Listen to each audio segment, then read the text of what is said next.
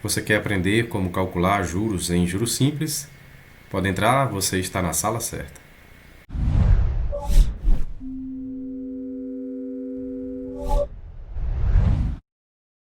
Olá pessoal, sejam todos muito bem-vindos ao Sala de Valor, um canal destinado a desenvolver conteúdos que irão te ajudar na formação básica financeira. Vamos lá? Ok, primeiro ponto aqui é expondo a vocês o nosso roteiro de estudos. Para responder essa pergunta, dividi em dois vídeos. O primeiro vídeo, um de dois, que é esse aqui que a gente está assistindo, nós vamos desenvolver como trabalhar a fórmula principal e também a dedução para a fórmula principal. No segundo vídeo, trataremos sobre as mudanças na unidade de tempo, que é muito importante, juros exatos e juros comerciais e outras aplicações. Bom, como calcular os juros em juros simples? Meus amigos, temos basicamente duas fórmulas. A primeira é essa daqui, a fórmula principal, e a segunda, a fórmula secundária. Na fórmula principal, a gente encontra três variáveis, como o capital, a taxa e o tempo. E na fórmula secundária, o montante menos o capital. Então, na fórmula secundária, a gente tem aqui duas variáveis. E na fórmula principal, temos três variáveis. Qual é a mais importante? As duas. O que vale mesmo é que você aprenda as duas formas de se resolver, pois vai depender muito do enunciado qual das duas que iremos utilizar, tá certo? Uma observação que eu gostaria de fazer é com relação à simbologia. Veja que a gente usa aqui o C como capital, mas poderia ser também o PV. Da mesma forma aqui, na fórmula secundária, a gente usa a letra M, poderia ser também o valor futuro, o FV. E, como a gente já explicou, o capital, o PV. Bom, a simbologia ela vai depender muito de autor para autor. Você pode estar em um livro e naquele livro o autor trabalhar as letras C e M para capital e valor futuro. Você pode também estar estudando algum livro onde o autor ele trabalha a simbologia PV e FV. Bom, mais uma vez, o que importa é que você entenda isso e que tanto faz você usar a simbologia PV, FV ou letra C e M, tá bom? Aqui eu deixo para vocês as terminologias que nós vamos utilizar ao longo das nossas videoaulas, que também são as mesmas terminologias usadas nos autores, nos livros de matemática financeira, tá bom? Finanças corporativas também. Então, juros é a letra J, PV, valor presente, C é o capital, valor futuro, FV, M, o montante, o Izinho, taxa de juros e o N, o número de períodos ou o tempo, tá certo? E aí uma observação com relação às terminologias, cuidado para não confundir o I com juros. O I é a taxa de juros, que é dada em porcentagem. E os juros, o J, é o valor, tá bom? O valor, ok? Vamos lá, vamos para o nosso primeiro enunciado, como usar a fórmula principal. O que é que diz aqui para a gente? Se aplicarmos um capital de 200, a taxa simples de 10% ao mês, durante 4 meses, qual o valor dos juros obtidos no final do período? Bom, então o que é que ele dá aqui para a gente? Vamos anotar em nossos dados, né? O capital é 200, é o nosso valor presente. Esse capital ficará aplicado durante 4 meses, é o nosso tempo, a uma taxa de 10% ao mês. O que é que ele quer que a gente encontre? Ele quer que a gente encontre os juros. Quanto que ele vai ganhar nessa operação? Então vamos lá. Primeira observação que eu faço é com relação à taxa de juros, aqui é 10%. Mas quando formos levar esse valor para lá, a gente usa em decimal. Então a gente transforma ele aqui em fração. 10% quer dizer 10 por 100, né? Dividindo esse valor, encontramos 0,1. Então veja, meus amigos, aqui a gente tem três notações. Uma é em porcentagem, outra é em fração, outra é em decimal. Por que eu estou fazendo esse comentário aqui com vocês? Porque usamos bastante isso.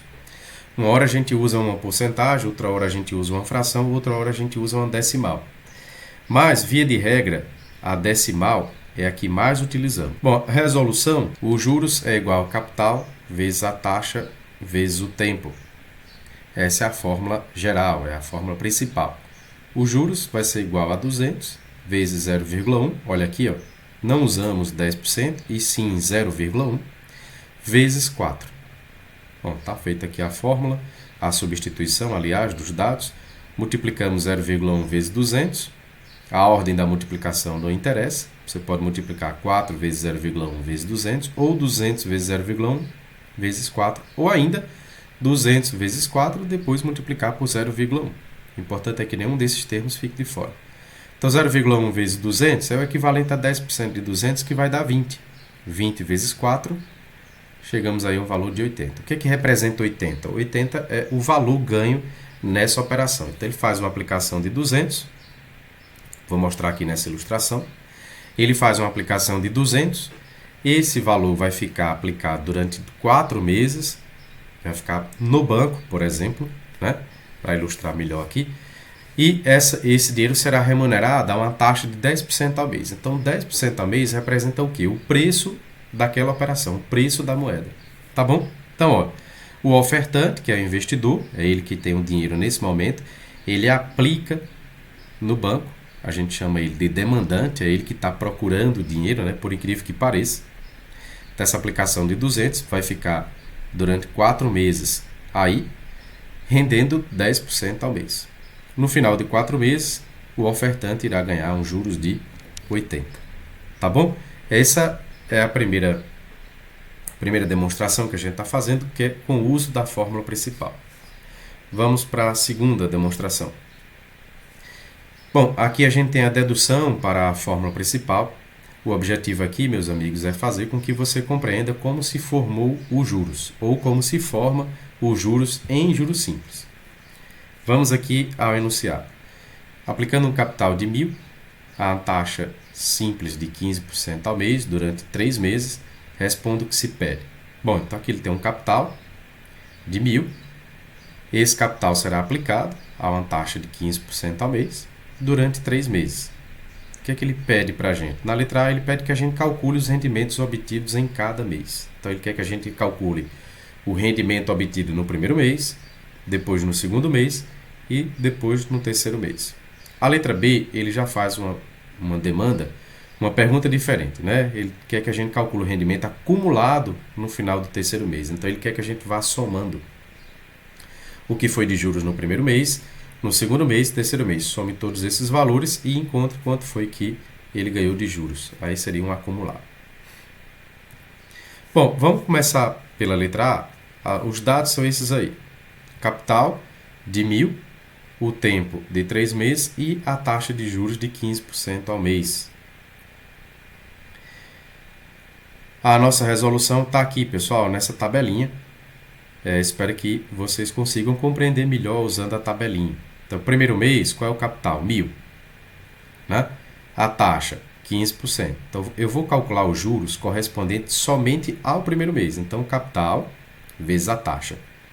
Capital de 1.000, a taxa 0,15. Note que aqui a gente não usa em porcentagem, a gente transformou 15% em 0,15. Como que a gente faz isso?